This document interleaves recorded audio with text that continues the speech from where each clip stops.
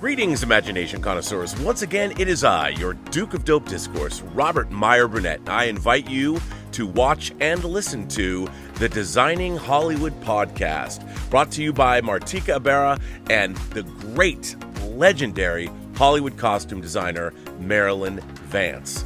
I am afforded the wonderful opportunity of co-hosting the show. If you are interested in the magic of Hollywood, the design of Hollywood, the clothes of Hollywood, watch the Designing Hollywood podcast, available wherever you get your podcasts from, or find the video version on the John Campea YouTube channel. That's right, the Designing Hollywood podcast. Why would you ever want to miss it? Especially if you love the movies. Robservations with Robert Meyer Burnett. I've heard it said before, like, it was a very smart man named Robert Meyer Burnett who said the currency of our current age is authenticity. And it's so true.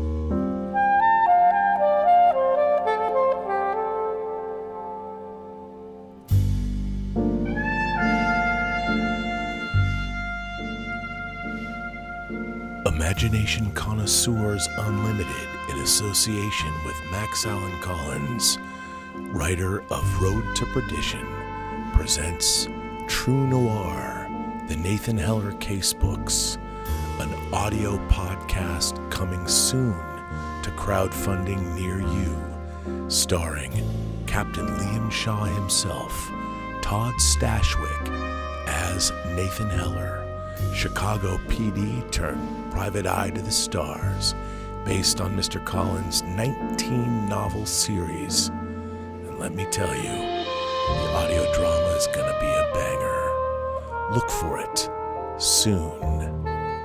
Greetings, imagination connoisseurs. Once again, it is I, your Duke of Dope Discourse, your master of fun and wonder, your viceroy of verisimilitude, your sommelier of sci-fi and cinema, your evangelist of the imagination, and of course, the as yet undefined existential Mr. Rogers. That's right.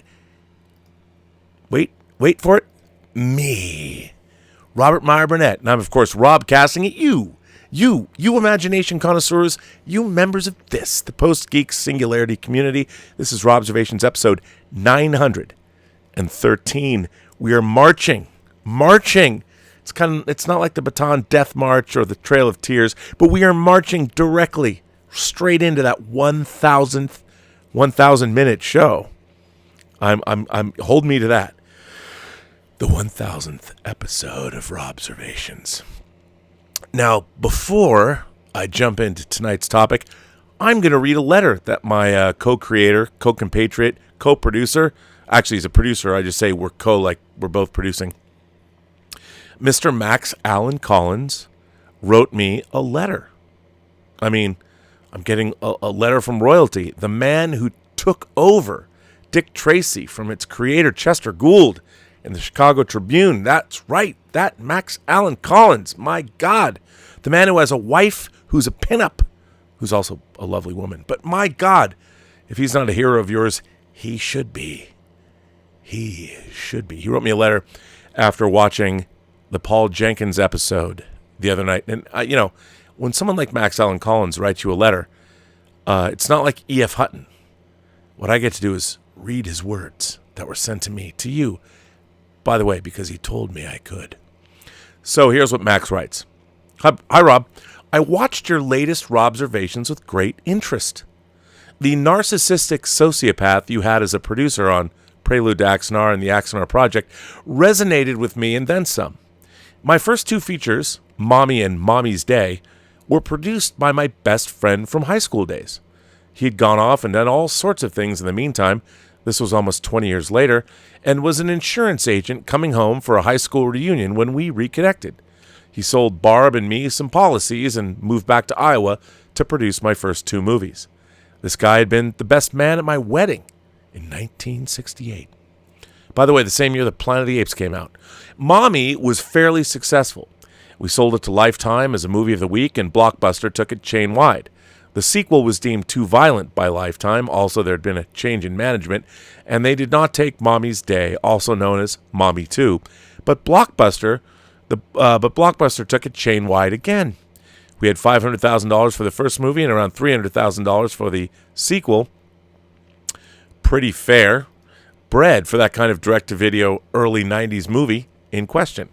We shot on Betacam because that allowed us to hire some name actors, Jason Miller for Mommy and Gary Sandy for Mommy's Day, among others. Majel Barrett was in Mommy, and of course the great Patty McCormick was our star. We used the film look process, and then all the rage. Phil Dingledine and I were in L.A. supervising the film look transfer. By the way, Phil Dingledine is also a producer of the Nathan Heller casebook audio dramas. Phil Dingledine and I were in L.A. supervising the film look transfer when I got a call from Barb. In the couple of days I was away, she had learned my best friend had stolen all of our insurance money and had not paid any of the outstanding Mommy's Day bills. He had completely looted the two films and our insurance safety net. He'd done this largely by leaning on my good hometown reputation, which made everybody not worried about eventually getting paid. Barb and I had to scramble not to go bankrupt. Us personally, not the movies. I managed to hold on to the Mommies. Eventually, he was found guilty but did not serve time on what was a first offense. He repaid some of the insurance money, but the cops told us the case against him as a producer would be tough to prove and expensive. He's deceased now. This is why everything I've directed or produced since the two Mommies has been ridiculously low budget. I got a Des Moines ad company interested in getting into movies to back my Mickey Spillane documentary, and the University of Iowa, funded by V.T. Hamlin, creator of Alley Oop documentary, Caveman. Those had decent budgets, workable anyway, but my features, Real-Time Siege at Lucas Street Market, was $10,000, shot mostly on security cameras, a found footage movie. Elliot Ness, An Untouchable Life, was produced as a play by a Des Moines playhouse in exchange for me being able to shoot it, which we did in 5 days. The recent Encore for Murder was another live production that I shot at the last minute when I realized it didn't suck. And now I've done Blue Christmas for $14,000 by getting a shitload of cooperation from actors and the local community college. But it's why between 2006, Elliot Ness, and Encore for Murder and Blue Christmas, 2022-23, I stopped pursuing indie filmmaking. Fortunately, I had the success of Road to Perdition and the relative success of a season of Quarry on Cinemax to make up for it. Quarry is another book series Max has written. It was turned into a one-season Cinemax show. Also, a couple of my screenplays got produced, The Expert with James Brolin and The Last Lullaby with Tom Sizemore, and FX option Nathan Heller. But making my own shit got beaten out of me for a while. I hear you, brother. All of this scrambling to get anything made came from my best friend stealing money and likely sending it up his nose in the form of white powder. Another narcissistic sociopath with a great line of patter, and apparently a great line right up his nostril, too. The problem with being an indie filmmaker is that you want it so bad, the obvious sometimes doesn't occur to you. When you're honest, sociopaths have a field day. Not that you would necessarily want to, but you can read this on the air if you like. Max, if Max Allen Collins, the writer of Road to Perdition and Quarry, and of course the Nathan Heller, here's the second book we're adapting for the audio drama, True Crime. The first is called True Detective, but we're calling it True Noir because we can't use True Crime or True Detective. So True Noir it is, the Nathan Heller case books. Anyway, in any event, know that you aren't alone. These people are out there at large. One of them seems to be running for president. Max. Max, thank you. Thank you for writing in. But I'll tell you, it was sort of fortuitous Max wrote this in response to my show the other night.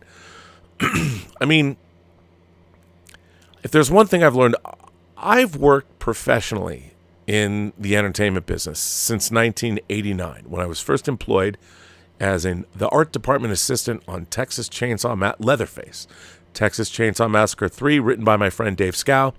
And just to point out something, that was in 1989. I met Dave Scow. I was a fan of his. He'd coined the phrase splatterpunk in the 80s. Actually, Leatherface was still in the 80s. It was 89, summer of 89. But I was a huge fan of his. I was a fan of his column. was it Raving and Drooling from Fangoria. And when I got to meet him, I had a number of his books already. And then, of course, he went on to do things like co-write The Crow, the movie The Crow. That's right, the Brandon Lee The Crow. He's actually in it in the background. He plays one of the henchmen of Michael Wincott's character.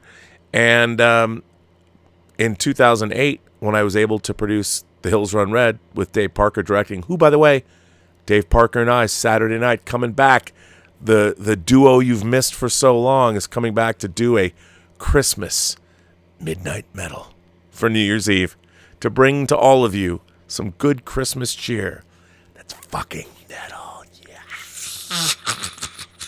Anyway, so it shows that when you work with people in Hollywood, you can also have great long-term relationships. Dave Scow went with me to New Zealand when I was producing material for the Lion, the Witch, and the Wardrobe special edition, special features. So one of the great things, and you'll notice, most of the successful people that you meet in Hollywood or your favorite filmmakers or whatever, think Ron Howard and Brian Grazer, when you find good people in the industry, you stick with those people. Michael Kahn, Spielberg's editor. How many films did he edit for Spielberg? You know, you work, you create your traveling gypsy caravan of people that you trust.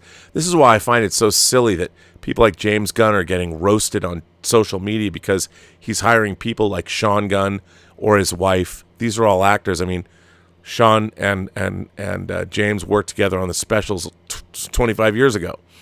So you hold the people that you can work with, hold them close. You hold them tightly because you know they can get the job done. There's too many opportunists that don't want to do the work. And Max detailed his story. Paul Jenkins detailed the story that I have in common with him the other night. Which brings me to tonight's topic. Hollywood, our favorite thing. A great business, if you can get through it, if you can live through it. By the way, Mashby sends in a super chat and says, I just want to say happy holidays, Rob. Well, Mashby, thank you. That's very nice of you. People can send in super chats. There is a tip link, too, in the description if you want. But Mashby, thank you. That's very much appreciated. I very much appreciate you saying so. So anyway, an article dropped today in Variety that, you know me and my articles, I had to share it with you because, I mean, the strikes, the box office, the craziness, I mean, capital craziness this year. Capital, is that a word? Capital craziness or a letter? I don't know. But I thought I'd read this article. A lot of people are talking about it. It was in Variety today. It was written by Tatiana Siegel. Strikes, box office bombs, and huge leadership vacuum. Hollywood says goodbye to the worst year in a generation. 2024 can't come fast enough. When the clock strikes midnight on January 1st, Hollywood will close the book on arguably the most tumultuous 12 months in a generation. With the town roiled by devastating strikes, the implosion of the superhero movie, and the deep divisions on everything from AI to Israel. But as Tinseltown ushers in a new year, will it suffer from a monster hangover? Many of the most vexing issues remain unresolved. There's a huge leadership vacuum, and that's not about to change, says Michael Nathanson, the former head of MGM Studios and Columbia Pictures. Nathanson, who started in the film and TV business in the 70s, notes that Lou Wasserman, Bob Daly, and Mike Ovitz commanded respect and fear and could galvanize the industry in chaotic times like the writers and actors' strikes. Bob Iger is not really that guy anymore. If he hadn't left in 2020 and returned, he would be that guy, Nathanson said, and Ted Sarandos is still not trusted enough by people for him to have that leadership role. I think people are like, what's his motive? Are we really going to turn this over to Netflix? Among today's Uber agents, Endeavor's Ari Emanuel seemed more interested in taking shots at CAA's Brian Lord and Kevin Huvain than providing a steady hand at the height of the labor storm. In October, as the SAG-AFTRA strike raged, Emanuel called on Lord and Huvain to, quote, take a leave of absence. in the wake of a lawsuit filed by Julia Ormond and claimed the pair were complicit in Harvey Weinstein's sexual predation. Well, let's face it, it's not like everybody didn't know his behavior. At the same time, Iger, who rejoined Disney as CEO in November of 2022, has yet to find his footing in his second outing. The once mighty Pixar machine showed signs of distress, with its sole film of 2023, Elemental, mustering just $496 million at the global box office. That performance followed the undeniable 2022 dud Lightyear, which only made $226 million.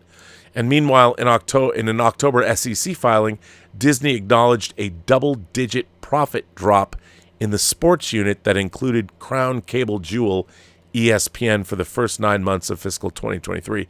By the way, ESPN was a moneymaker that no one would have ever thought it wouldn't have yielded a profit, so it's a big deal that happened. Externally, Bob Iger faced unprecedented for him criticism from agitated factions in town, including his remarks that striking writers and actors are just not realistic during a CNBC interview in July. Adding to the Disney chief's anxiety, activist investor Nelson Peltz launched a proxy battle in late November, marking his second power grab of the year. But nothing stoked panic around Hollywood like Marvel's spectacular fall. The studio endured one headache after another as quality and box office returns nosedived amid a churn of product, culminating with the disastrous release of The Marvels in November. The film, which cost $250 million, has earned just $203 million worldwide. Woo! Let's drink to The Marvels. Iger blamed COVID, noting that there wasn't as much supervision on the summer 2021 set, so to speak, where we have executives really looking over what's being done day after day after day. That's not your problem. Let me just say that. It's not the executives. It's not the lack of executives. But some industryites question that explanation, noting that executives were reviewing dailies even amid travel restrictions. Furthermore, Marvel's Doctor Strange in the Multiverse of Madness also was hampered by COVID restrictions during its production in 2021, but was released a year earlier than The Marvels and earned nearly $1 billion. Adding to the misery, the studio cut ties with actor Jonathan Majors after he was found guilty of reckless assault and harassment in a domestic violence trial this month. Majors was poised to be the centerpiece of the next Avengers movie. Now, the broader fear is that if Marvel movies are sputtering, then the entire theatrical ecosystem is in jeopardy, Barbie and Oppenheimer notwithstanding. We need Marvel movies to work, says an executive at a Disney rival. They drive people to theaters who then see other movies. And when you have a movie like The Marvels, it's bad for all of us. Across Burbank, Warner Brothers DC Films was contending with its own superhero ennui. The studio is holding its breath in the hope that the Aquaman sequel later this month will reverse the downward box office trajectory set by this year's The Flash, $271 million worldwide, and Blue Beetle, which made only $129 million. Let me just point out that Blue Beetle was originally made for streaming. I don't know what the economics were because I don't know how much it cost. But remember, it was going to go to streaming, and it did make $129 million. Let's cut that in half and say after marketing, it was half of that, and then the studio took home half of that. But still, like Evil Dead Rise, it was supposed to be a streaming-only movie. Another existential threat came via the strikes and the months-long production shutdown. The theaters had, for the most part, survived COVID, but the strikes put a big wrinkle in the recovery process, says Wall Street analyst Eric Wold of B. Riley. Box office was recovering. You had clear evidence that consumers want to see films in theaters. Now we've got a lot of uncertainty around production schedules and just what 2024 is going to look like, so we have another roadblock to the recovery of the industry. While most expected vocal dissent between the studios and the guilds, few anticipated fissures exposed within the Writers Guild of America itself over its response to the October 7th terror attacks in Israel. The WGA drew criticism from a sizable contingent of its own members when it refused to issue a statement following the Hamas attacks. On October 21st, WGA West Meredith Stimes sent an email to the group of writers who had been calling for a statement. She explained that none would be forthcoming because many members have asked us to refrain, and consensus is out of reach. Instead, they offered mental health resources and a phone number for suicide hotline, leaving many high-profile members perplexed and furious. Sources threw cold water on Stimes' assertion that consensus couldn't be reached, noting that the Middle Eastern Writers' Committee provided her with a balanced text that offered equal space to both Jewish and Muslim pain. The WGA's silence, as well as vocal criticism of Israel post-October 7th from pockets of the industry, took many by surprise, considering how Hollywood was in lockstep in the wake of other terrorist attacks like 9/11 and the Bataclan siege in Paris, both of which spawned celebrity support, including fundraisers and benefit concerts. Amid the discord, Spyglass fired Melissa Barrera as the star of the next Scream film due to her pro-Palestinian social media posts that were deemed hate speech, while UTA dropped Susan Sarandon as a client for similar reasons. While Hollywood remains divided over Israel, the battles between the guilds and the studios were eventually settled in September for the WGA and November for SAG-AFTRA, but many wonder just how protected the rank and file are from the emergence of artificial intelligence, one of the most significant issues fought over during strike negotiations. Greenberg-Glusker partner Skylar Sky Moore believes the studios will test their relationship with labor in the not-too-distant future, perhaps even next year. Quote, "I'm bracing for when studios make a film and bypass the guilds using AI, which I think is going to happen. Spoiler alert, it will happen. As a matter of fact, I can tell you right now that there are feature films being made that are entirely AI, with AI voices, everything generated by AI.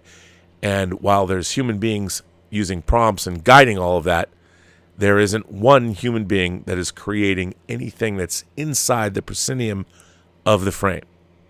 Get ready, folks. It's going to be an interesting future. Guild agreements are there regarding the treatment conditions and payment for employees. Well, if you don't use employees and you just bypass them completely, guilds can't do anything about it. So that article was in Variety today. Let me just say, first of all, that without stepping on anyone's toes, I think that we are at a unique position in history where what we want, what human beings want or what we desire or has somehow superseded truth or reality. Now, when I say truth, I don't mean your truth. I don't mean my truth. I don't believe in that. I don't believe that that person's truth is different from that person's truth. There's only the truth. There's only one truth. Not two truths, not three truths, one truth. And for me, that truth begins if you're standing on the edge of the Grand Canyon and you decide to step off or maybe take a running leap into the air over the highest part of the canyon. Doesn't matter what pronouns you want to use. It doesn't matter how you want to be perceived or how you want the world at large to consider what you have to say or what you think or what you believe. The truth of the matter is, you take a flying leap off the Grand Canyon, you're going to fucking die. Because gravity is a truth that you can't deny. Not your truth, not their truth, not a truth. It's the truth. So let's start there. Let's start there. And once you start with the idea that gravity will kill you from a certain height, and you extrapolate your behavior based on that, then I think you can lead a much better life because you're not worried about anything but the actual truth, because the actual truth is the world that you should be living in. And I think that the problem with our, especially Western civilization, is we've decided that there isn't a truth. It's what you feel, man. It's, hey, I used to think that the world out there would show me the truth, that I had to go out there and discover it.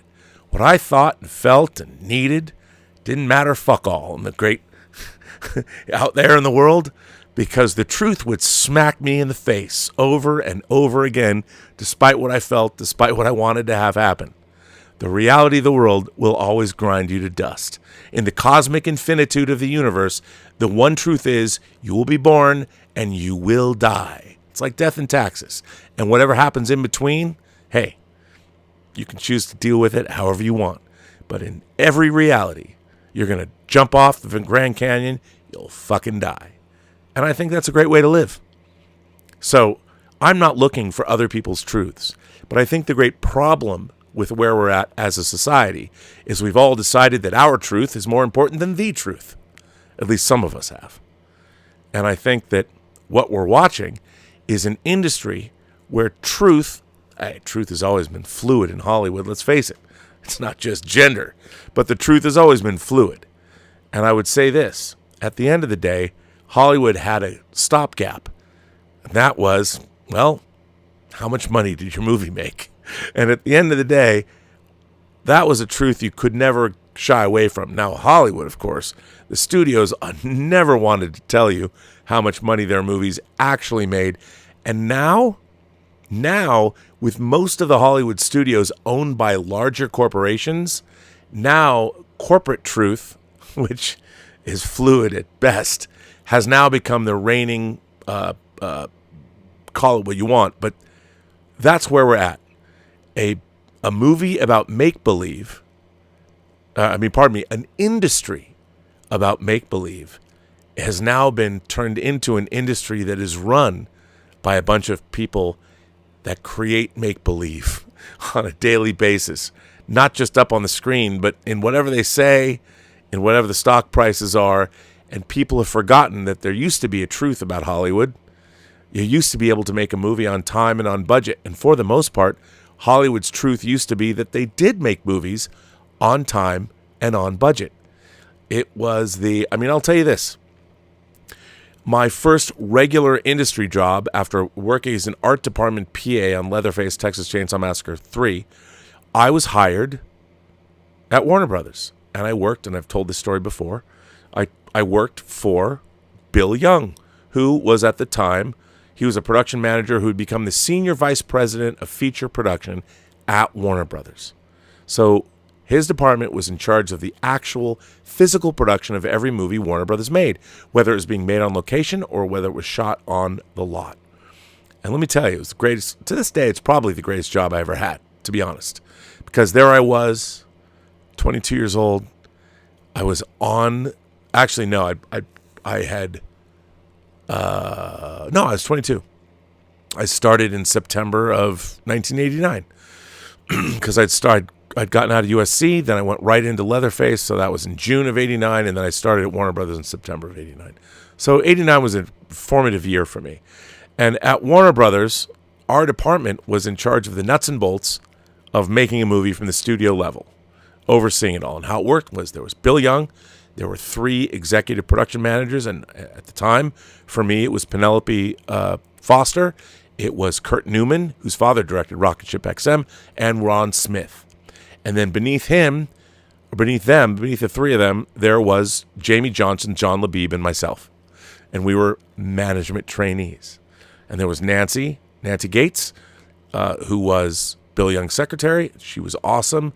And there was people like Daryl Gloa, who was the secretary for the executive production managers. It was a small department. But it afforded me the ability, I read everything. I learned to read backwards because I'd go up to Bob Daly and Terry Semmel's office. I'd have to drop off production reports and call sheets. Anything that was on their desk, I'd read. I read everything. I read every script. After hours, I was everywhere. I was all over that place. There was nothing that went on in the making of movies at Warner Brothers that I wasn't aware of. No one else cared but me. I don't even think the people that worked at Warner Brothers was as interested in the makings of movies as I was. But I was interested in it from a studio perspective. I was looking at budgets, real budgets. I was reading scripts I wasn't supposed to read. I was doing all kinds of things but only because I was interested. I was over Fred Talmadge, post-production and all that. I was always over there. Tracy, who's the secretary of post-production, I knew her.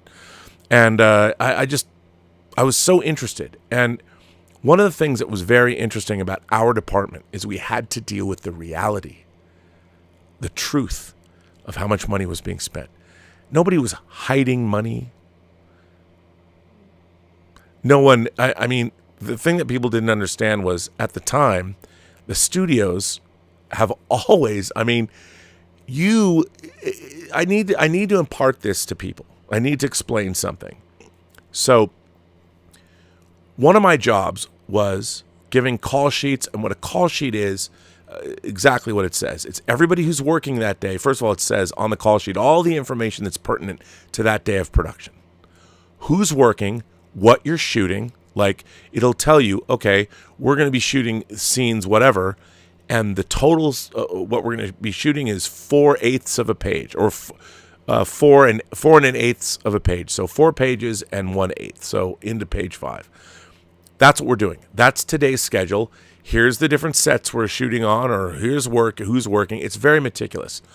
And the thing is, when a movie is being made, you know exactly how much is spent that day. So every penny is accounted for.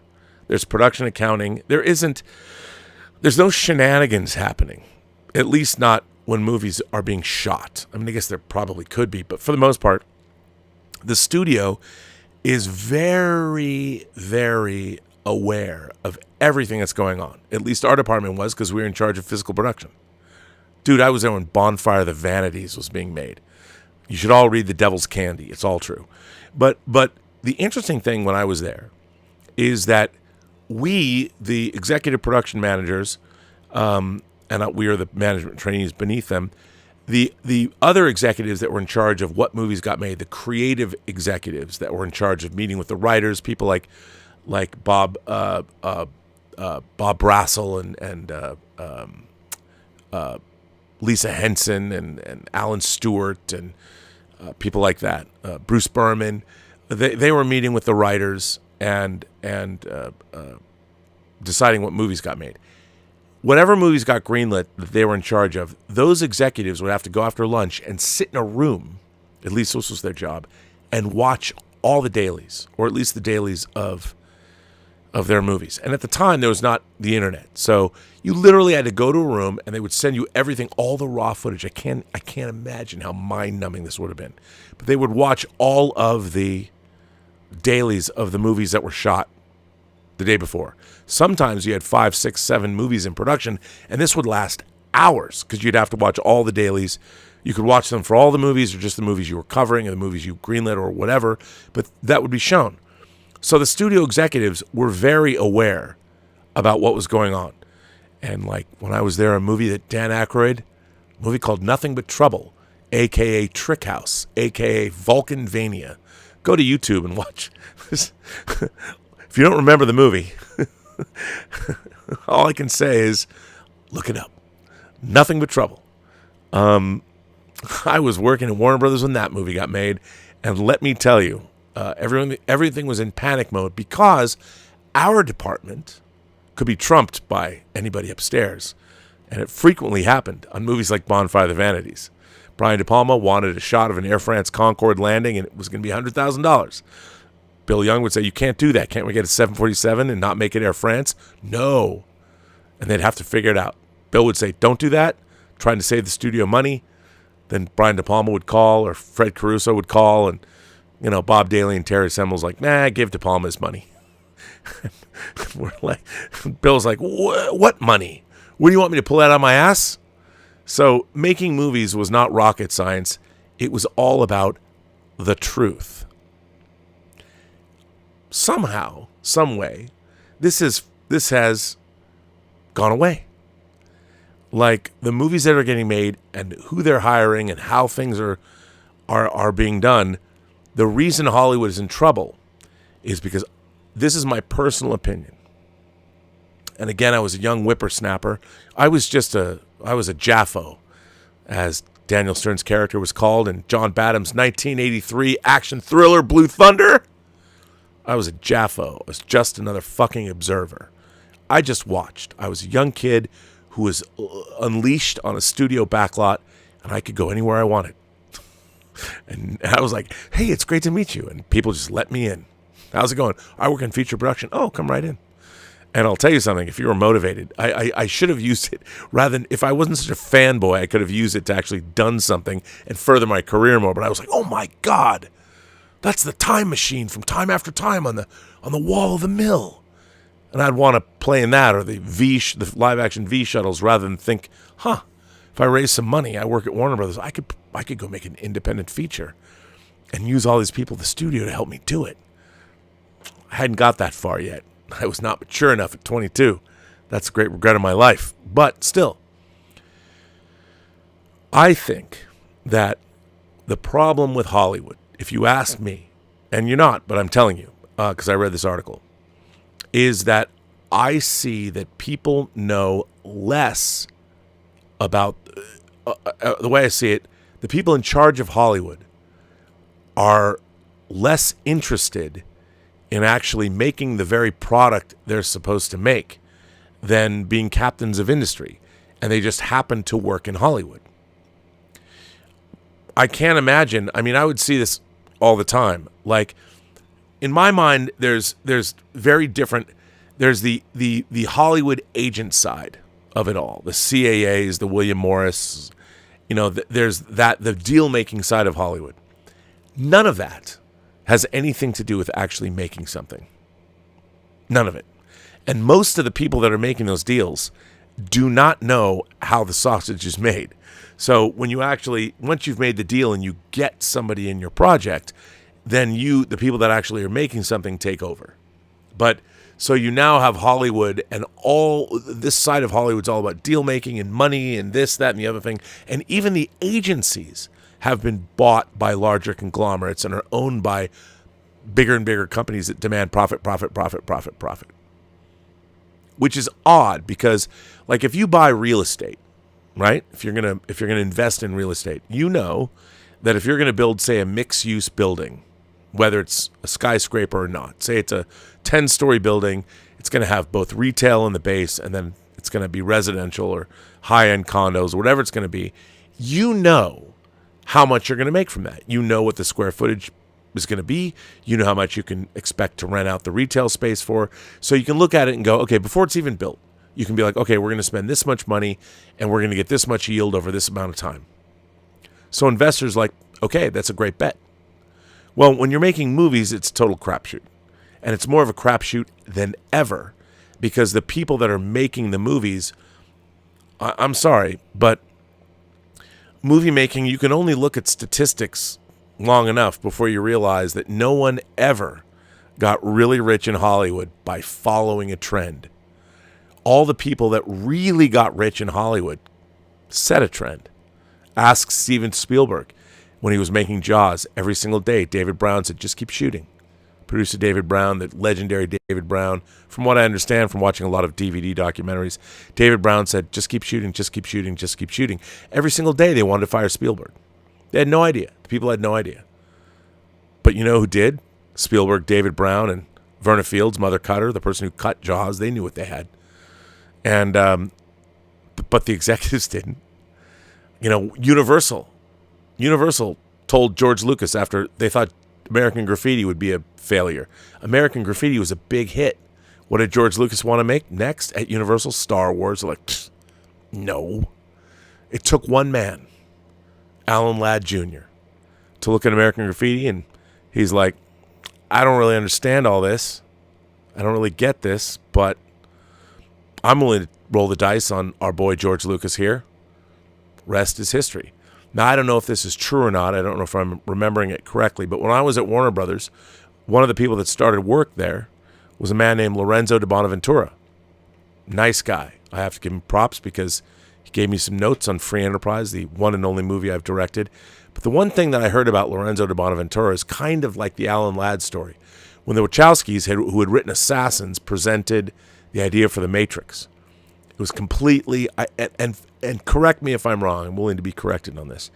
They presented it to Lorenzo, who was who was an executive at Warner Brothers. He hadn't gone out on his own, I believe. I don't know if I'm wrong about this, because I wasn't at the studio then. I'm remembering this was 25 years ago.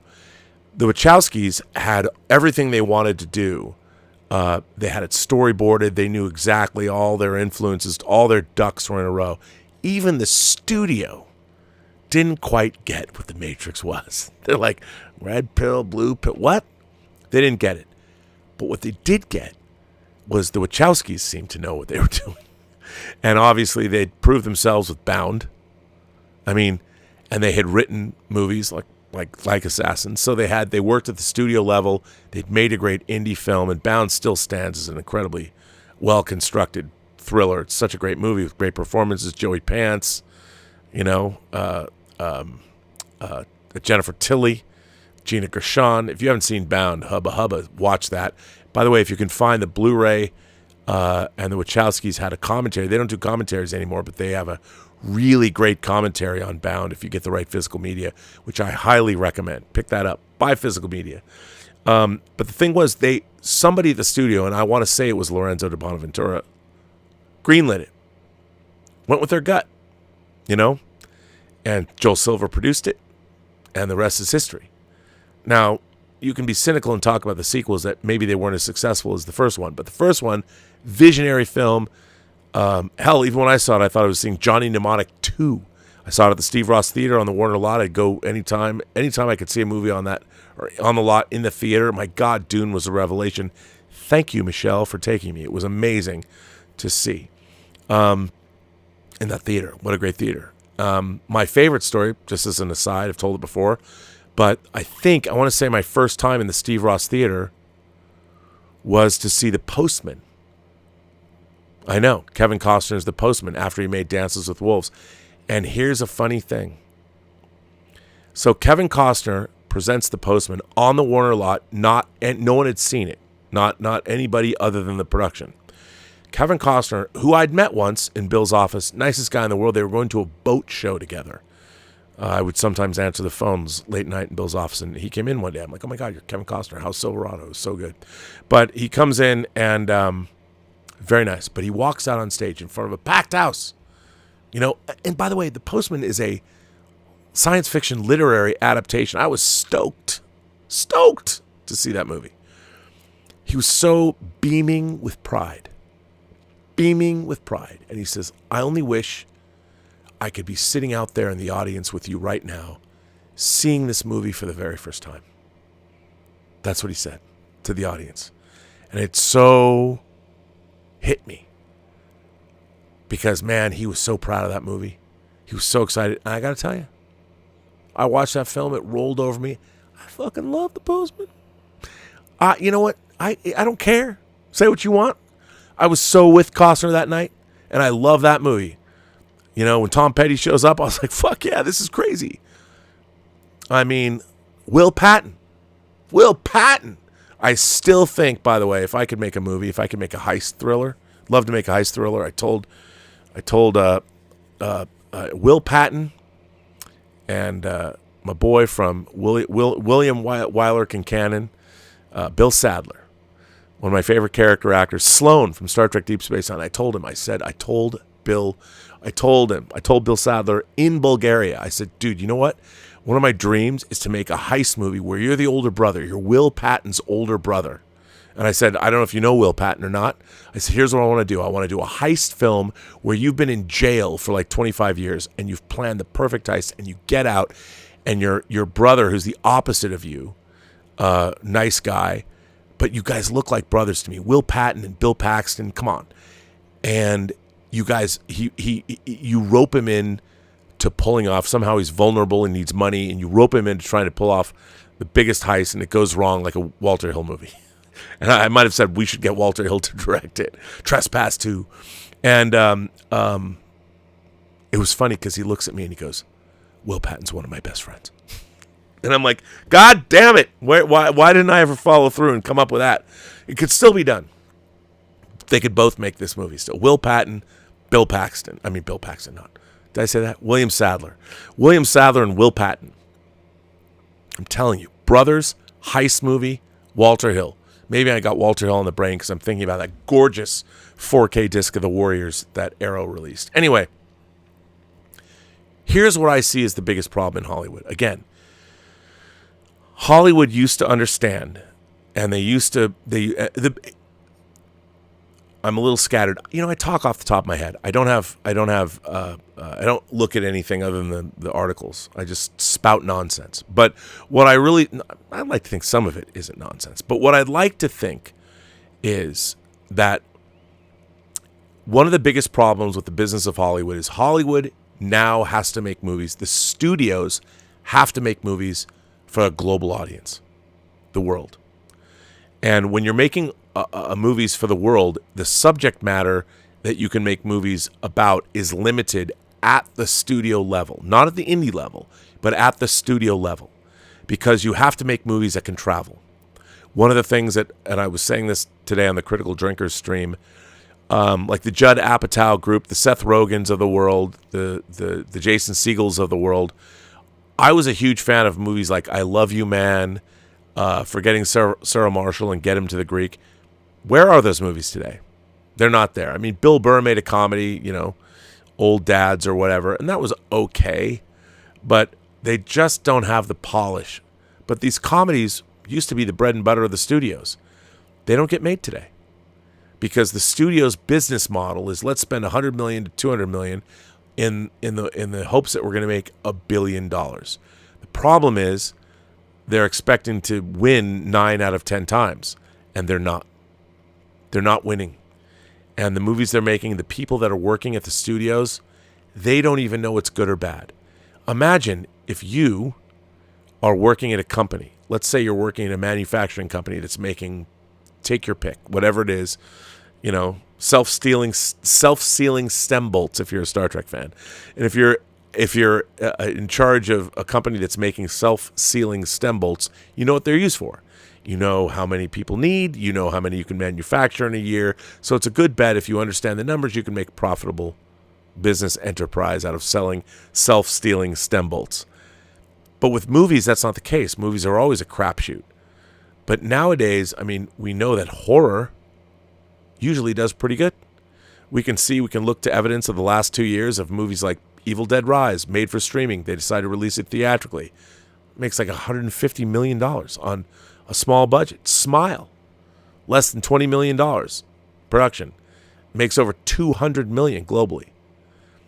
Why the studios aren't looking more toward A24 or Jason Blum? Jason Blum's model, Exorcist believer notwithstanding, but hey, we're going to make a movie for $5 million. If it's good enough, we'll give it to Universal to theatrically release. Lee Wanell makes Invisible Man for $8 million. They give it to Universal, theatrical, released $100 million on an $8 million spend. That's a great profit for everybody. Now, here's the thing. The studio might only take home, say, $25 million on that. But imagine if you made 10 movies that made $25 to $50 million in profit. Let's call it $50 million. 50 million times 10, $500 million in profit. Still not enough for the studios. They're looking for billions in profit. 8, 9, 10 billion. Problem is the amount of money you have to spend to get there. I mean, my God, look at Disney. Look at Warner Brothers. How much money have they lost this year? Extraordinary amounts of money on the movies they've made. Because no one who's running those studios knows fuck all about movie making. What other industry has that going for them? I mean, you have these captains of industry this week. Bob Backish and we've got David Zaslav are talking about combining Paramount and Warner Brothers. To do what? To do what? You're going to bring these two companies together. I want to ask you, what are you going to do? What are you going to do with all the IP? Does anybody know? No. I mean, they're captains of industry. They're Wall Street thinkers. That's not what entertainment is. What does a movie studio do? A movie studio makes television and movies, and used to do it at a healthy profit. No one who's running these big corporations or big studios that are run by bigger corporations they don't know how to make movies, first of all, and they don't know what movies to make.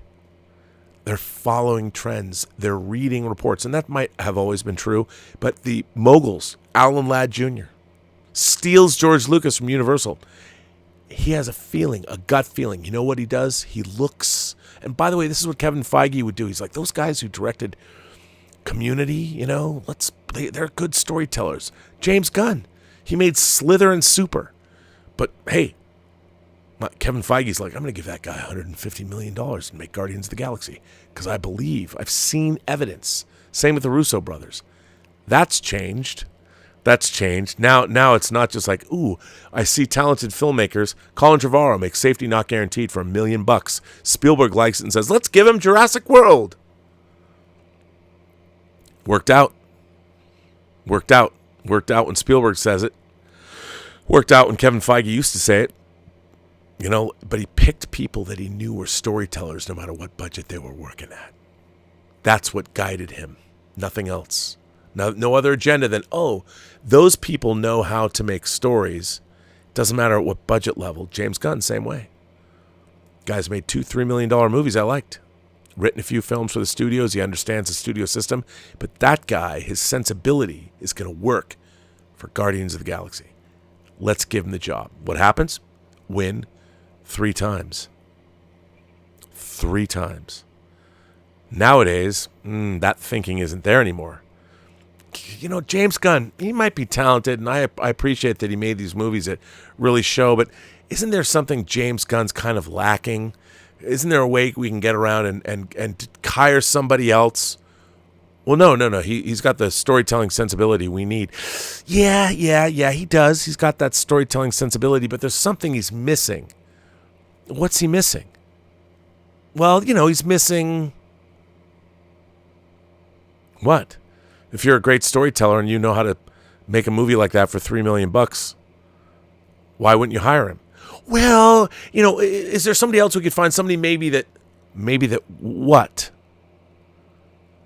The truth is that person over there made these great movies for $3 million a piece, and they have the sensibility we need to hire them, work collaboratively with them to make a $150 million great tentpole property, because that person has the right sensibility. That person knows how to make movies.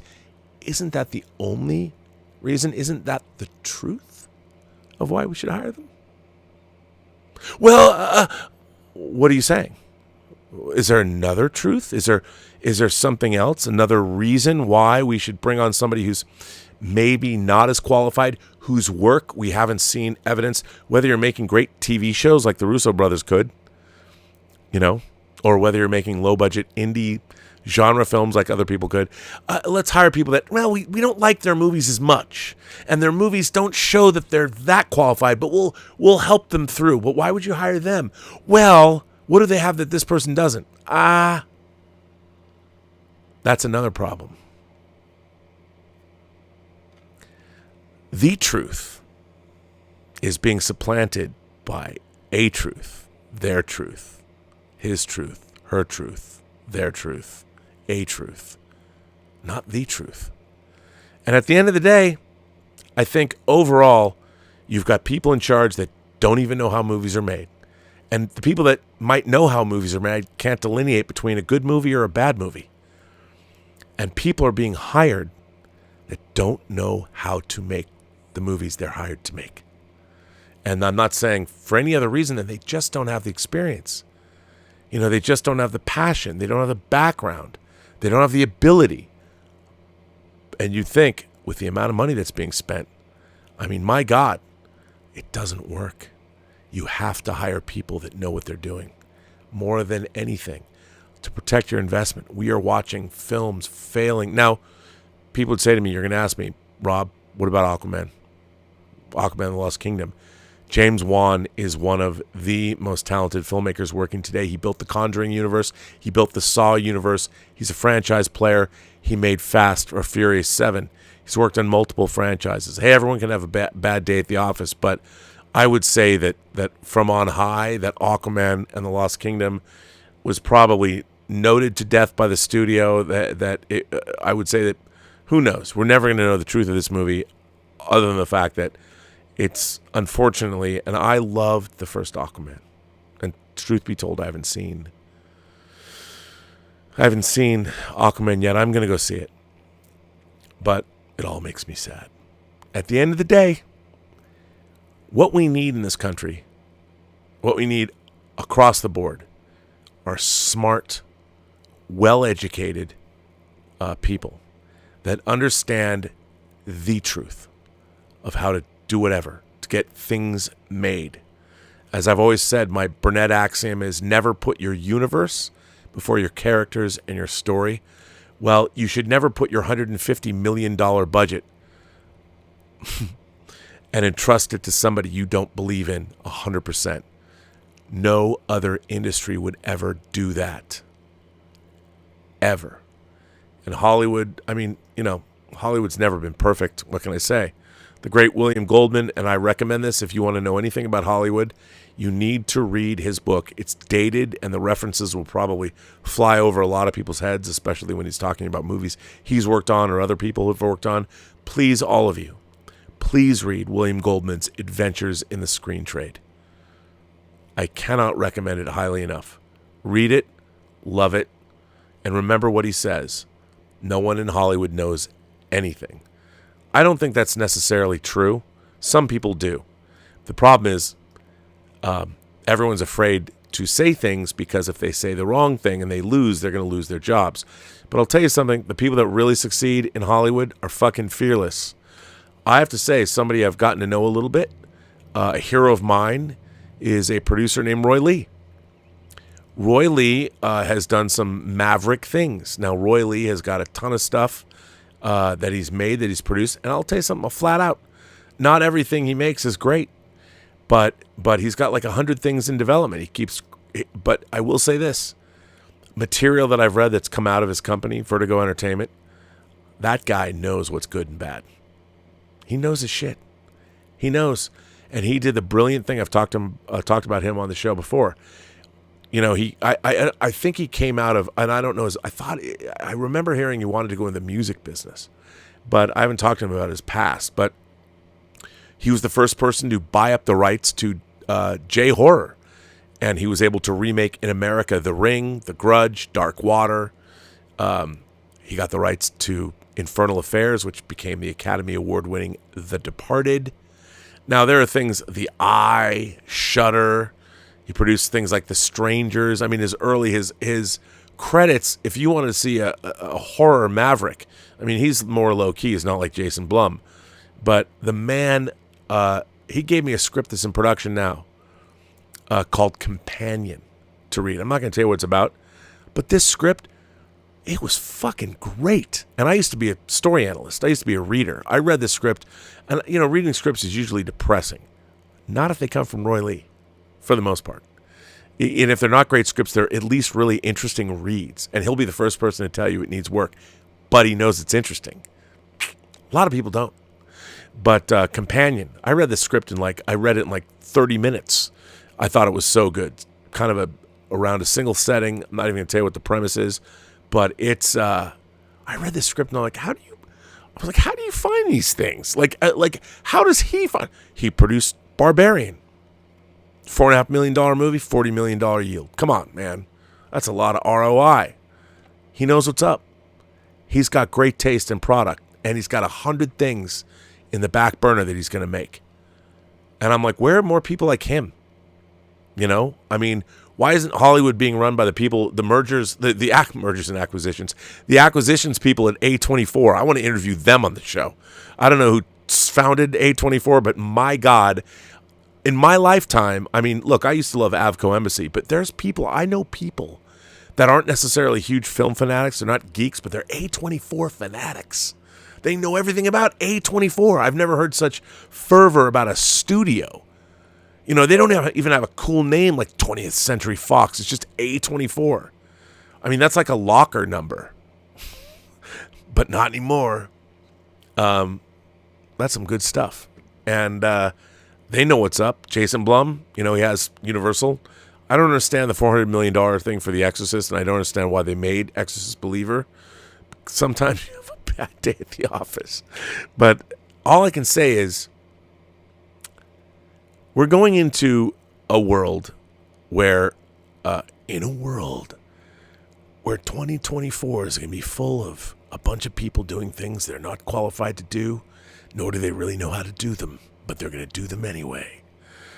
You will be witnesses. But I just think that what you read all this stuff about Hollywood, all these Paramount and Warner Brothers are going to merge. Let me tell you something. I ask all of you, did you know that Warner Brothers and Disney both celebrated their 100th anniversary this year? 2023 was the 100th anniversary of both studios. they do much about it. I mean, I would have thought that as a physical media aficionado that they could have every week touted not only what their classics were and put them out on new 4K Blu-rays, but talk about the whole legacy of the studio. They barely celebrated it. And the people who work at the studio don't even know what their legacy is. The people who work at Warner Brothers in their main department think that they actually produced The Wizard of Oz, that they actually produced Gone with the Wind. But there are movies. Uh-huh. Sure. I mean, it's annoying and frustrating, and it bothers me. And I watch movie after movie, studio project after studio project. I mean, look, give it up. Give it up for Universal for poaching Christopher Nolan and making Oppenheimer. By the way, Oppenheimer is a banger of a movie. Now, its reported production budget's like $100 million. Movie made almost $1 billion. Same thing is true. Like, Christopher Nolan's a guy you bet on because, I mean, Warner Brothers marketing was taking credit for making Inception a success. When he was making Inception at the studio, they're like, we don't even know what this movie's about. It's probably not going to make any money. I mean, I would say that, okay, Tenet, maybe the pandemic hurt that, but Pandemic might be Pandemic the movie by Christopher Nolan. Contagion. If you guys haven't seen Contagion, Steven Soderbergh's Contagion, why haven't you? It's so good. But Tenet, I would say, is maybe my least favorite Christopher Nolan movie. I know there's a lot of people. I love that movie. Probably my least favorite. I think it was a little self-indulgent. It didn't really work. But Oppenheimer, same way as Dunkirk worked out. You know, Nolan is just a consummate filmmaker, and he delivers an experience that you can't take your eyes off it, whether you like his movies or not. Like, I don't love The Dark Knight Rises. There's plot holes in that movie you can drive a truck through. But you know what? I love that movie. I sat in the theater, I'm like, this is a masterpiece. And I was there with my friend Adrian Iscaria, and he knew. He was like, I was willing to give it the benefit of the doubt. He walked out and was like, yeah, it's all right. But I was watching this, and I'm like, wow, I was totally enchanted by this movie, even though you watch it now and it's like, it's got all these plot holes. But still, the studio made $1 billion, all good. Christopher Nolan's a guy you bet on. Why aren't the studios cultivating, why don't the studios have an aggressive program where they're making 10 $5 million movies with new talent, new diverse talent, whoever you want, $5 million movies that they're putting into their production pipelines, and then release them, the best ones like Blumhouse, they get released theatrically. Why aren't we seeing that? I mean, James Wan is teamed up with Jason Blum. The Atomic Monster is teaming up with Blumhouse. They've got their own company. They're going to be making these kinds of movies. What are they going to do in 10 years? Who's going to be making studio movies? Are we all just going to be playing games? And I'm going to tell you, right now, the coolest thing I've seen toward the end of the year, I mean, yes, I want to see Alex Garland's, I'll admit it, Civil War. I want to see that shit. But I want to play Grand Theft Auto 6. I feel bad that, like, the thing I'm most excited about is a video game. I want to see, well, I mean, Dune 2, and now they're going to make Dune Messiah. You knew, like I told you, I've been telling you on this channel for the last 3 years, the plan was it was going to be Dune, Dune Prophet, and Dune Messiah. They were always going to make a trilogy. I know it's going to be Dune Part 1, Dune Part 2, Dune Part 3, but it would have been cooler if it was Dune, Dune Prophet, and Dune Messiah. Wouldn't it be cool if my friend Rob Galuzza, Rob G., his guiding philosophy, I've stolen it, but he was the one that told it to me. Even though I've said this before, but it was Rob who pointed this out to me. Wouldn't it be cool if we don't even have people running the studios who know what that is? Wouldn't it be cool? David Zaslav is not getting up going, wouldn't it be cool if we made this movie? He wasn't the one who said, wouldn't it be cool if we finished the Paul Atreides story and we adapted Dune Messiah? David Zaslav doesn't know anything about Dune Messiah. He probably does now because they're greenlighting the movie. But at the time, the guy's running the studio, and if you asked him to name any Frank Herbert book besides Dune, like, he's not going to come up with the Lazarus Effect or the White Plague. He's not going to be able to do that. Can't do that shit. He wouldn't know. But shouldn't he? Like, if your studio makes Dune with Denis Villeneuve, shouldn't you, like, look into it and at least make it part of your lexicon that you can, like, rattle off at least the Frank Herbert Dune books? Like, you should know Dune, Dune Messiah, Children of Dune, God Emperor of Dune, Heretics of Dune, Chapter House Dune. You should at least know that. Just off the top of your head, you should know that. Your company's spending but those 3 movies together, at least a $500 million price tag. If you don't know Frank Herbert's Dune books, you shouldn't be, what, you're the head of that studio? What are you doing? You should do a deep dive in every movie that you're making, so you can at least have a working knowledge of what you're watching in dailies, if it's good or not. If you don't know what an ornithopter is when you're making Dune, come on. He wouldn't. He wouldn't know. Maybe he would. Maybe he's going to write me and go, Rob, I totally know what an ornithopter is, and I know what the Chome Company is. I know all about that. No, he doesn't. But maybe he does. Maybe he can correct me if I'm wrong. A producer like Roy Lee would correct me if I said something wrong. I get an email. I did get an email from him. I said something. I had forgotten a thing that Olivia Wilde was working on. I forgot about Don't Worry, Darling. I was like, she's going to jump on and just go from Booksmart to making him a Marvel film. No, I got an email. I didn't believe it was him. He takes the time to correct people when they say the wrong shit. How many people out? I mean, I'm not saying everybody should do that, but I'm just saying we need people in Hollywood that know what they're making. Like, I'd love to see a director working on Star Trek that didn't say, you know, I never liked Star Trek when I was getting older. By the way, I said this before, Edgar Wright directing the script that was written by Michael Smith. The writer of The Revenant has written, Tarantino had his idea, written by the screenwriter of The Revenant. Okay, Paramount, here's what your next Star Trek movie should be. You hire Edgar Wright, if he'll do it. Might not do it. Edgar Wright's an auteur too. Writes and directs. Get Edgar Wright. Edgar Wright directs. Quentin Tarantino produces, and you use that. I call it Michael Smith, but the writer of The Revenant, his Tarantino script that Tarantino had the idea for. That's what you do. There's your new Star Trek movie. You're welcome. But you know that would require somebody, Bob Backish, going, this is what we should do. We should do that. Let's get Edgar Wright. I loved Spaced. Never happened. But anyway, let's see what you guys have to say. I don't know what you guys have to say because I haven't been keeping up, but I'm keeping up now. I want to see what you guys have to say because, wow, there's a lot of you who have stuff to say. I love that my audience is loquacious. So here we go. The first person who fired something, Mashby, I already said happy holidays. Martin Braswell said, when are you and Chris Gore going to do a Robservations episode? That would be a great guest. I love Chris. I've known him for over 30 years. I used to write for his magazine, Sci-Fi Universe. I was the critic at large. I'd love to do a thing with Chris. He'd probably come on whenever I wanted him to. Efrain Guzman, my old friend Efrain. Efrain, you are the man. Efrain Guzman, and a good father. The Notorious R&B, Efrain says, the Notorious R&B, Merry Christmas. I love that you got me through life and tribulations. I didn't know I got you through tribulations, but you always have a smile on your face, and I've loved when I've spoken to you. Will you and Dave be drinking and smoking for Midnight Metal? Me and Trent Holtzman are doing a sleepover watching you. I can guarantee you, you can't do a Midnight Metal without drinking. I don't know if I'm going to fall asleep. Because that was one of the more classic. I'm sure someone has. I literally fell asleep on this channel. It went on for 6 hours. I was asleep. Just wearing my Monica Rambeau sword sweatshirt.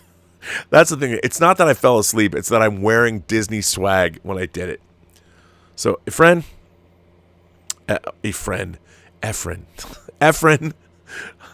we will. I don't smoke. I mean, I don't. It just puts me to sleep. I would fall asleep, but I'm not against it. We should all get the dankest of nugs. You know, get your best glass bong, and roll your if you're the Calistoga kid, you know your Shel Silverstein. If you don't know Shel Silverstein, look up. Here's what everybody go to YouTube and look up Shel Silverstein's The Great Smoke Off.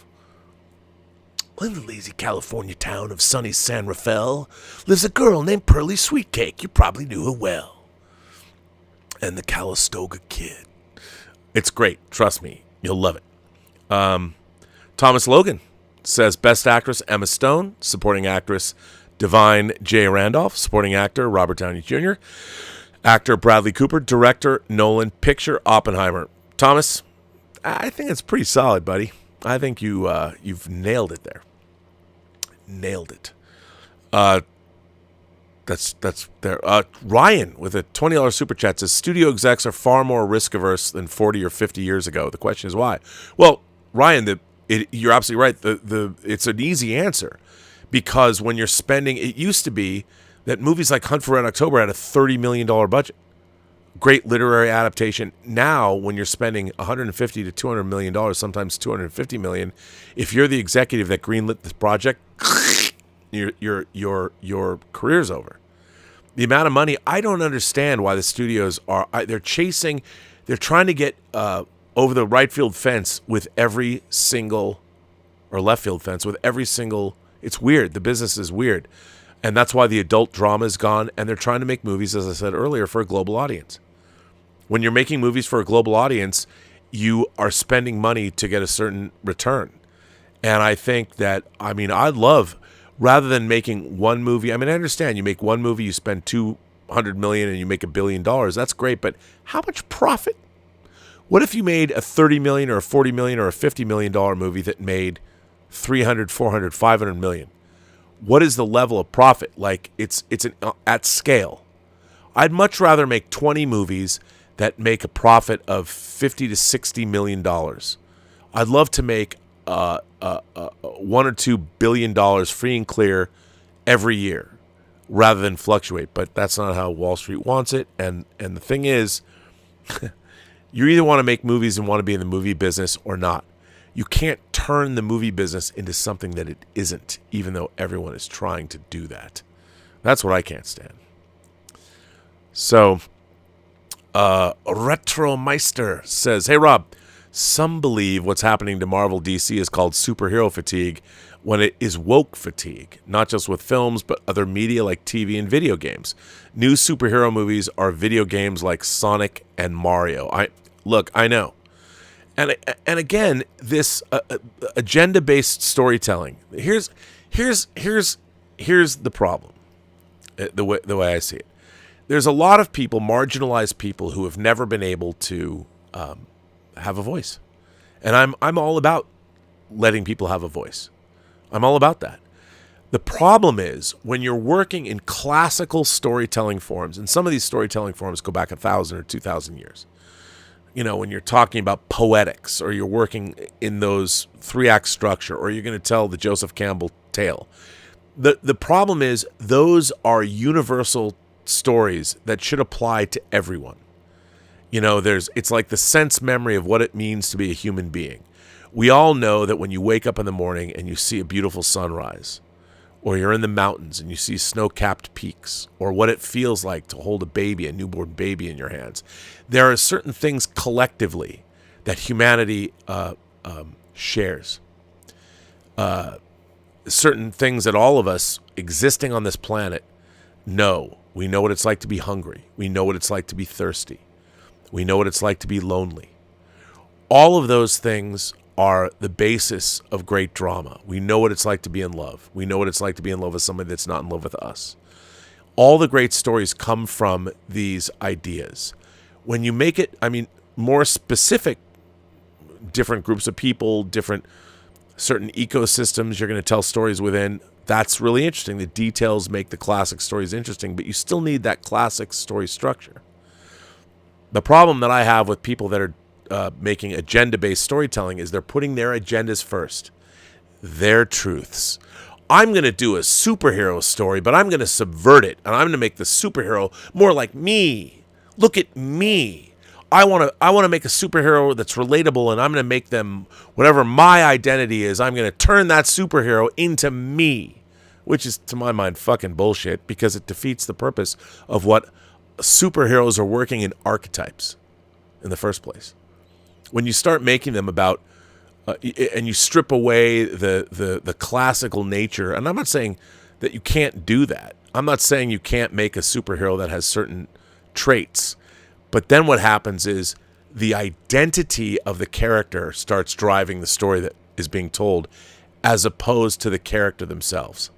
You're taking the classical form, and you're making it specific to your identity, or whatever identity you want to explore, and the identity takes precedent over the character.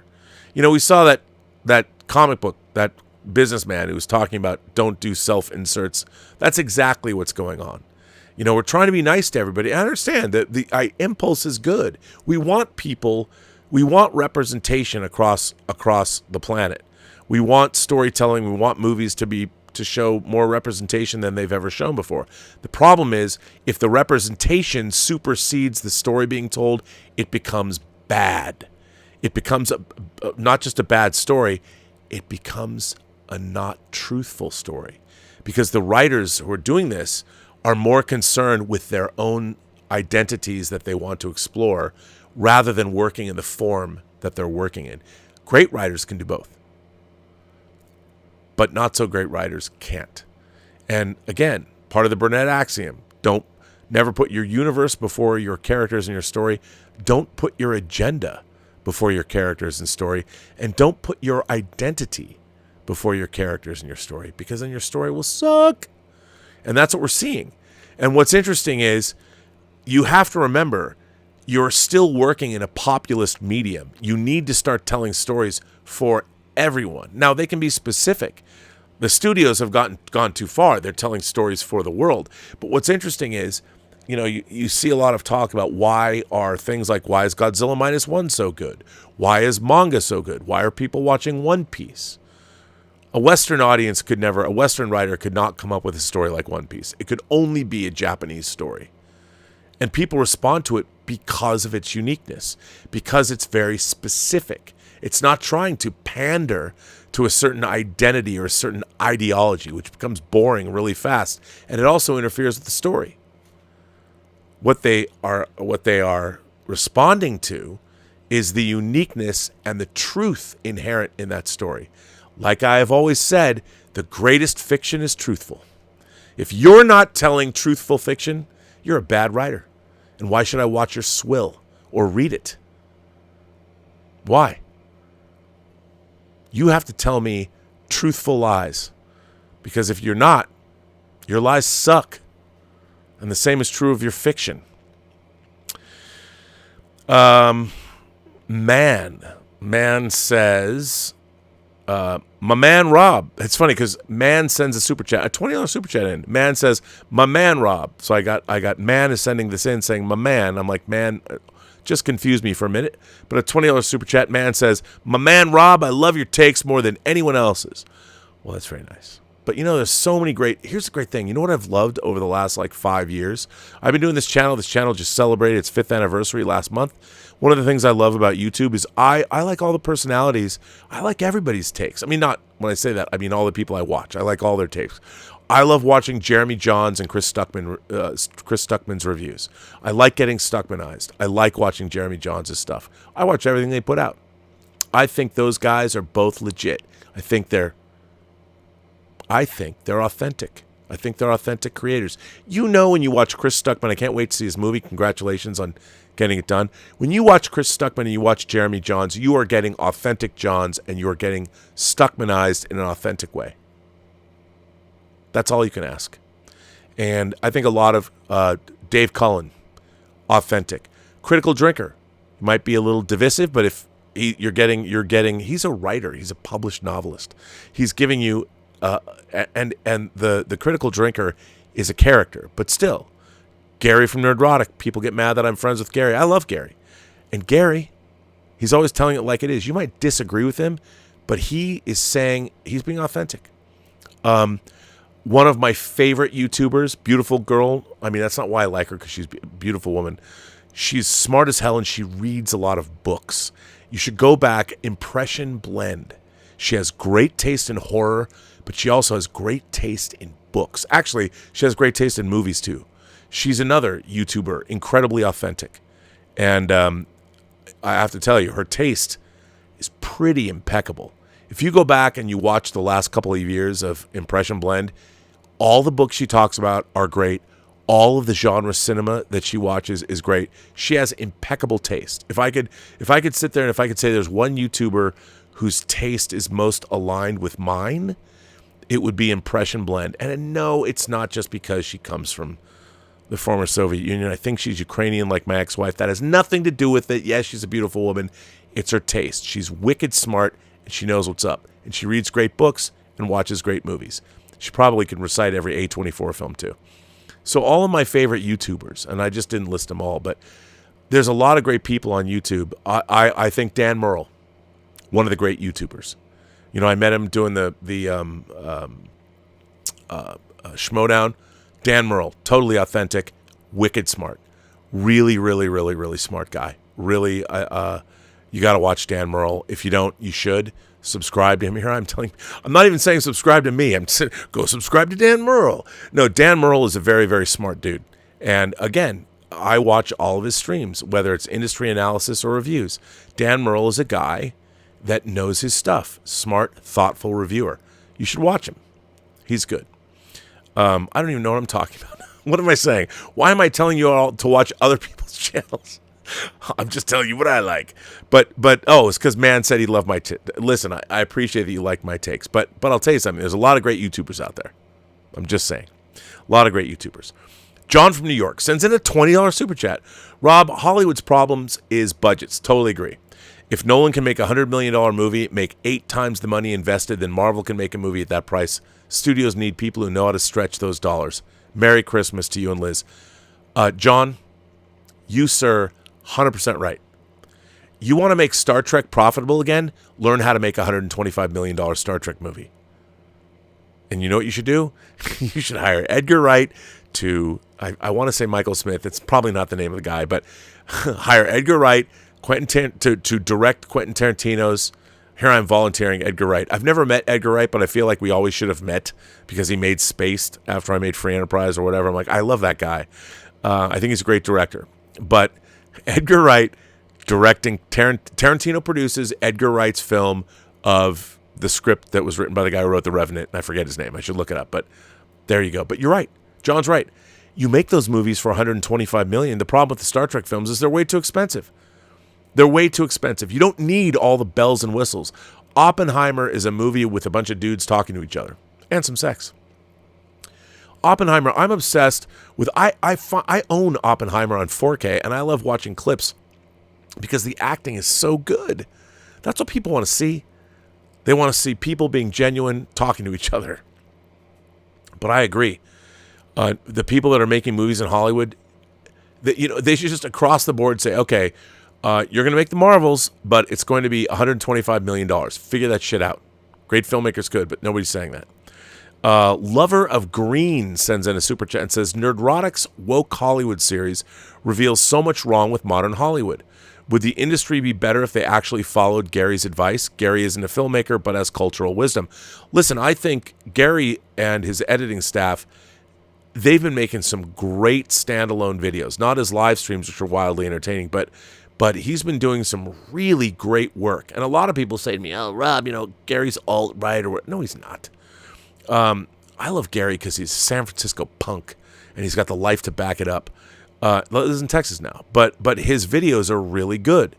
And I think that, do I agree with everything he says? No. But if you watch his videos, especially like his 15-minute long videos that he's been doing talking about this, like Lover of Green saying, they're really good. They're worth watching. Again, another YouTuber whose work I think is really good, and you should check it out. My beloved Mark Spector's Avatar, for all of you Moon Knight fans out there, says, Rob, I go to every big movie just to get away from life for a little bit, but it's different now. Marvel is still okay, but I cannot invest my time into another DC cinematic universe. I'm done, sir. I can respect that. However, I would say, I think, give it whatever James Gunn is going to come up with. His Superman movie, here's the thing. Never in Hollywood history has somebody had more writing on one movie than James Gunn does. An entire studio, an entire DC universe, the entire Warner Brothers legacy riding on his shoulders. I think if I were a betting man, I'm going to go all in on James Gunn's Superman. I might wind up with egg on my face, but I'm going to go all in. I think James Gunn is going to make a Superman movie for the ages that combines classic Americana, Siegel and Schuster's origins of the character, all the way through George Reeves' 1950s Superman, to Christopher Reeves' Superman the movie, to every other actor, Brandon Routh in Superman Returns, Henry Cavill is the Man of Steel. All all the people that played Superman on TV, anybody, the Max Fleischer Supermans. I think that James Gunn is going to give us a synthesis of Superman. I think he's going to crush it. If I was a betting man, I'll go all in. I'm going to go all in on his vision. I don't know if it's going to get made with the precarious nature of the business now, but I will go all in on James Gunn's Superman. I'm going to go all in. I'll say it right now. Now, I might wind up with egg on my face, but I think James Gunn's going to pull it out. I think he's going to give us something awesome. I do. I believe it. I could be wrong. Joseph Michael says, we got pretty awesome 4K releases of Cinderella and Snow White from Disney this year. Not for nothing. That's true. As a matter of fact, speaking of Cinderella and Snow White, I just happen to have it. This disc, of course, this is the very first feature-length movie that came. It's short, but it came from the Walt Disney Studios. And yes, I know a lot is rotoscoped. This disc is stunning. I actually produced special features for the first Snow White, the big Snow White double disc DVD. I did Disney Through the Decades, the first Disney Through the Decades when I worked at Curdy Pellerin. That was in the very first Snow White DVD, the double disc set. But man, that disc is a banger. So it's true, but we only got Cinderella and Snow White. Bruh, let me just tell you something. It's Disney's 100th anniversary, and we did not get 20,000 Leagues Under the Sea or Mary Poppins, two of the greatest fantasy live action fantasy films ever made. I mean, what? There's no 20. I mean, they're the people that work at Disney now. What's 20,000 Leagues? I don't understand. What is that movie? I don't want 20,000. Can you go 20? Is that like what James Cameron does? We don't have it in 4K. We don't have Mary Poppins. We've got Mary Poppins Returns. Emily Blunt did a fine job. But we don't have Mary fucking Poppins. I'll tell you something. I think Mary Poppins is supercalifragilisticexpialidocious. I love that movie. And I don't have it in 4K. It would look spectacular. And look, you can go even further. Treasure Island, Swiss Family Robinson. I'm not saying we need Apple Dumpling Gang rides again. Or The Cat from Outer Space in 4K. No, Condor Man, maybe a Blu-ray? Come on, man. Or was that Disney Club? But the fact that it's the 100th anniversary of Disney and we don't have 20,000 Leagues Under the Sea in 4K. We don't have Mary Poppins in 4K. What are you doing over there? Bob Iger? Yo, bro, what have you done with the Fox library? Where's Patton? Where are the 5 Planet of the Apes movies in 4K? 20th Century Fox made a shit ton of money re-releasing those movies in every format. They gave us the Caesar Head on DVD.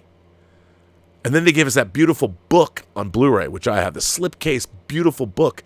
Go ape, Disney.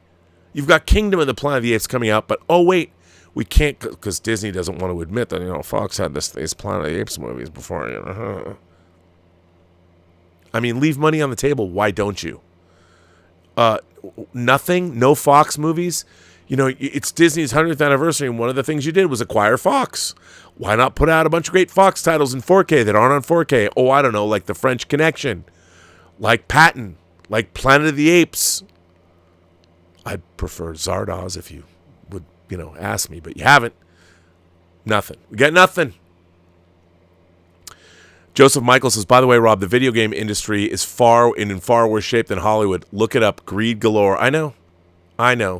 Everybody's greedy. Greed. Look, I believe in capitalism. I think capitalism is great, but everybody wants to subvert it. Everybody wants profit. I mean, how much money do you really need? I mean, as long as I can pay the mortgage, buy the dog food, buy gas to put in my Prius, which is a hybrid anyway, all I really need is I want to buy some physical media, I want to buy some books and some high-end action figures and storage places to put them. That's about it. I don't need to go buy NFTs or Picassos. Maybe somebody does. I don't know. Not me. But Jesus Christ, does everybody have to subvert everything to make more and more and more and more money? This is what's depressing. At the end of the day, what is a lot of money? What does it really buy you? You have a ton of money. I get it. It makes life easier. I love that. It's great. But at the end of the day, there's only so much you can do. The global elites. Do I want to build my doomsday bunker? Here's the funny thing. If there really was, if next year, and I keep getting all my crazy friends talking about how crazy 2024 is going to be, if the world goes to hell in a handbasket, wouldn't you rather be here watching it rather than being in a doomsday bunker in New Zealand? I used to say when I first moved to LA, if the world came to an end, I'm going to have a video camera. And the place that it's going to happen first is the sky is going to open over the city of angels, and the parademons from Apocalypse are going to just come through, wipe us all out. Or we're going to see a city destroyer like an Independence Day show up in LA. And I mean, we're going to die anyway. I mean, why grow old when you could really participate in some global catastrophe in a meaningful way? Kidding. I don't want to die. Actually, I just don't want to die painfully. If it takes place, I mean, if I get like in Cube when everyone goes, tzzz, I step in the wrong room and I just get drawn and quartered by like some lasers and I'm dead in a second. That's all right. That's cool. Jonas Campbell says, good evening, Rob. Are you hearing anything about the Star Trek rights with the Paramount sale? I have not. I have not heard like Seth MacFarlane sweeping in going, I'll give you guys $2 billion for the rights to Star Trek. Even though if I had that money, I would totally do it. I would buy Star Trek and spend the rest of my life. You know what I would do? I would hire one of the great studio executives that ever were. The president of 20th Century Studios, Steve Asbell. Smart dude, knows what's up, understands story. He really gets it. And he's been doing cool things. I mean, Prey, Hulu, Steve Asbell. He's presiding over Fede Alvarez's new Alien movie. He's a great guy. I'd hire him. And we go off and make Star Trek for the rest of our lives. It'd be great. But I don't think that part of the Paramount sale is obviously Star Trek is a big asset of theirs. I would, again, Paramount, can I just get Chinatown on Blu-ray? 4K, please? But yeah, Joseph, the video game industry, I'm not as familiar with that. I know the video game industry, there's so much money involved. But again, everybody, look, greed. How about strip everything back? Let's all chill out. Pay people fair wages. Let them work regular 9 to 5 hours before driving them to distraction or sending them off the off the edge of the Grand Canyon. Joseph Michael says, would you ever do a show with Eric Weber? I'll do a show with anybody.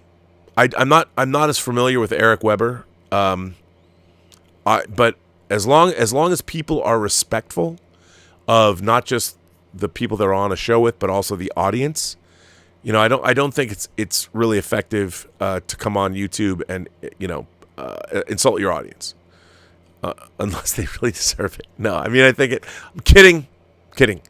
But no, I love doing shows with people that I either agree with or disagree with, as long as we can have great discourse. I'm down. So, Anonymous sends in a tip and says, saw the Iron Claw with friends, then the bar afterwards.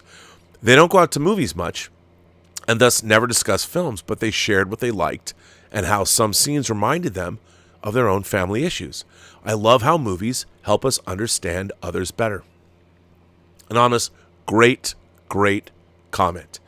And again, that's why I always say that the more truth is in your fiction, the better your fiction is, even though Iron Claw is based on a true story. What I mean is, we all live in the real world. Truth, and remember, all truth should be judged on running off the edge of Grand Canyon. The truth there is that you're going to fall. And to me, that's where truth begins. And when you start talking about truth, you have to ask yourself, okay, I don't care what you think, but if what we're discussing, are we talking about the kind of truth where if you run off the Grand Canyon, you're going to fall, that kind of truth? Because there are tests that the truth should be put to. And I am so tired of listening to people say, well, this is my truth. Okay, if it's your truth, it isn't the truth, because the truth is the truth for everybody.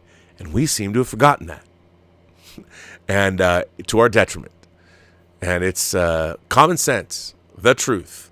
Not a truth, not your truth, not his truth, not her truth, not their truth.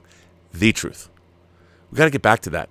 Otherwise, no, man, I can totally run off the Grand Canyon and nothing's going to happen to me, dude.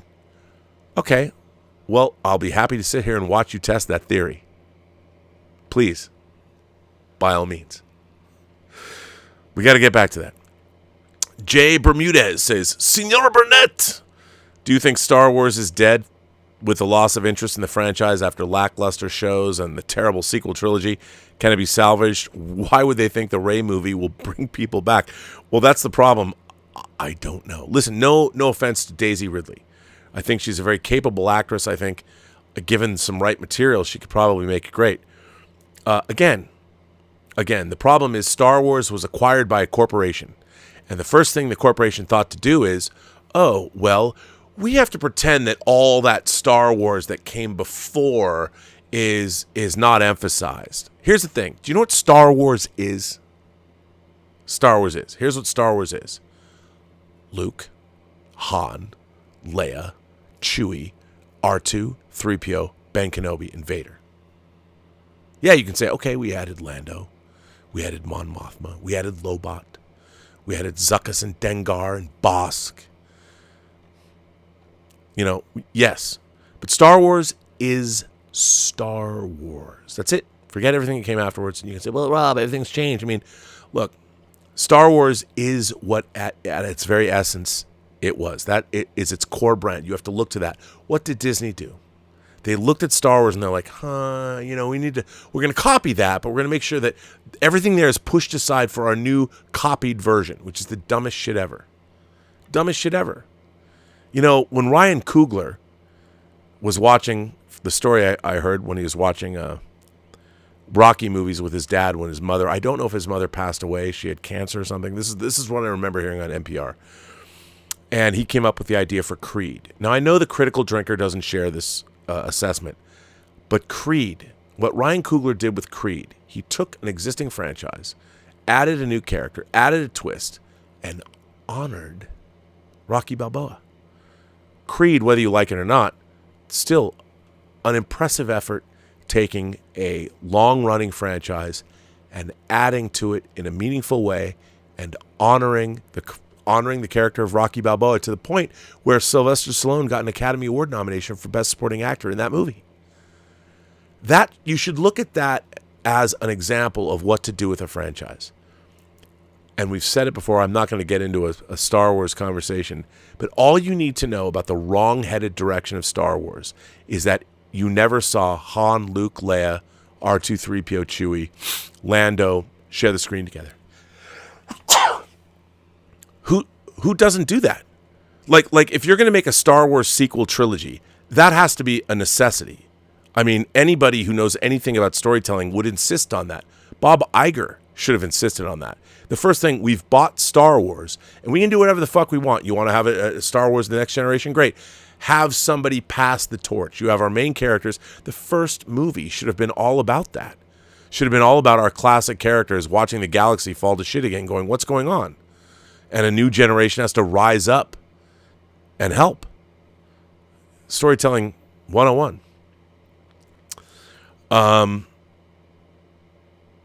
Mashby says, so the question is, actually, I didn't ask your question. Do you think Star Wars is dead? No, because there's always going to be people that watch it. I think it's dead as a profitable franchise right now. Certainly merchandise is dead unless your Hot Toys selling very expensive figures. People are still buying a lot of Hot Toys figures, and they're great. But Disney killed Star Wars. They killed, it's not Star Wars merch. I mean, it's like Star Trek. Classic Star Trek sells, classic Star Wars sells. But the new stuff, I mean, they killed their brand. They killed their brand because they made a decision from a corporate standpoint. What we need to do is plant our flag and say, oh, no, all that Star Wars that came back, that's not our Star Wars. We're going to start our Star Wars from The Force Awakens. Disney's Star Wars, The Force is now awakening. It's like, no, man, it's a continuum. You can't get away from sorry, I can't even keep my spit in my mouth. You can't move yourself away from what Star Wars was and where it came from. You can't change that stuff because everyone knows. Your audience knows. Your audience cares about all of Star Wars. And if you don't understand that these franchises, I mean, they're trying to, obviously, Secret Hideout knows this about Star Trek. Let's just go make Spock, Kirk, Pike, Uhura, Nurse Chapel. Let's make it all of our own. No.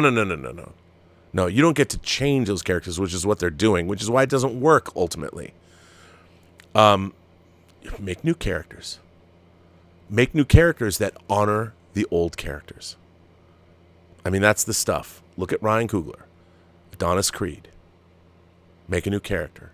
Honor Rocky Balboa through Adonis Creed. And then you get a movie like Creed, which is a great entrance into a long-running franchise that pushes the franchise further and creates a new character that is giving you 3 more movies. That's what they should be looking to. But they don't. Mashby says that I just watched Maestro tonight. It was enjoyable. I feel Bradley Cooper will win an Oscar for this one. By the way, White Christmas is my favorite holiday movie. I love that song. I recently watched White Christmas in the middle of the summer with Elizabeth and her folks, and because it was funny, it was really hot, so we're like, let's watch a movie about Christmas. That movie is really good. I think Irving Berlin wrote those songs, right? But yeah, it's a great movie. It's such a great movie, and you have good taste, Mashby. Stubble McShave says, thoughts on Steamboat Willie being public domain next year? Disney's not fighting in courts this time. So what Stubble is saying, the great Stubble McShave, who's been a longtime fan and sent me the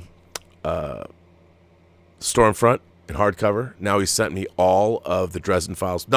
As people point out, I didn't mean to say he sent me all the Dresden Files books.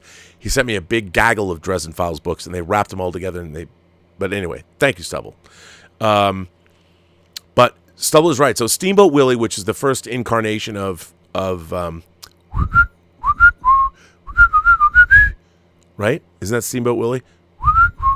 You could see it in black and white, first incarnation. That incarnation of Mickey Mouse is going into the public domain. That means anybody can do anything they want with Steamboat Willie. And the first time someone makes some AI porn movie involving Steamboat Willie, Mickey Mouse, I'm sure all hell will break loose. But copyright law, eventually things fall into the public domain. Like James Bond is in the public domain in Canada. You can make a James Bond movie, but you can only release it in Canada. But Disney's not fighting in courts. I mean, it has to run out. Copyright has to run out sometime. It's going to be interesting to see moving forward as corporations, but you know what? The genie's will have already left the bottle. AI, all this stuff. They might as well get used to it. Sean Hoover. Mary Poppins, the OG woke crap from Disney, an overpowered female shaming and Oku shining her male co-leads. She was the Rey archetype, practically perfect in every way. Just kidding. It's a classic. Yeah, but here's the thing. It's earned. See, back then, you could get away with that because that character is so well defined and she's such a great character that you don't mind. I mean, that's kind of the point. You know, she's playing off that whole English schoolmarm character. So, but you're right. I mean, the ultimate, but it's not really, I wouldn't call it woke crap. I love Mary Poppins. Who doesn't want, I mean, first of all, when you're a kid, you want to meet Mary Poppins because you want her to be able to do all the things she does and take you on those adventures. As an adult, you want to meet Mary Poppins and take her where you want to take her. You know what I'm saying? I know people are going to be like, you're canceled, demonetized.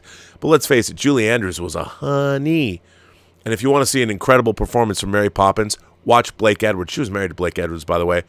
Watch her performance. Yes, it's topless. In the movie S.O.B. Warner Archive put it out.